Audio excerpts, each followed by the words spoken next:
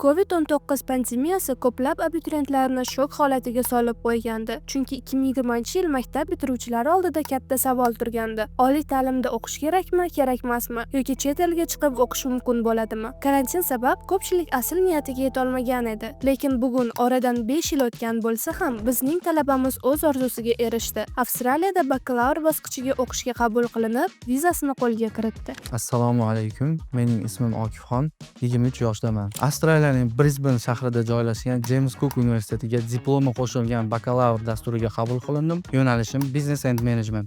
Avstraliyaning tanlaganimning asosiy sababi ta'lim sifatining yuqoriligi hamda xalqaro darajadagi o'rni. Shu orqali dunyo qarashimni kengaytiraman va ingliz tili darajamni rivojlantiraman. Boshqaruv va tadbirkorlik sohasiga qiziqqanim tufayli Business and Management yo'nalishini tanladim. Bu soha kelajakda menga o'z tadbirkorligimni boshlash yoki yaxshi boshqaruvchi bo'lish uchun kerakli bilim va ko'nikmalarni beradi. O'qishni tugatganimdan so'ng o'z yurtimga qaytib, Avstraliyada o'rgangan bilimlarimni ishlatib, mahalliy bizneslarni rivojlantirishga o'z hissamni qo'shmoqchiman. Agarda siz ham Avstraliyada o'qish niyatingiz bo'lsa, izohlarda plus qoldiring. Brisbaneda ko'rishguncha.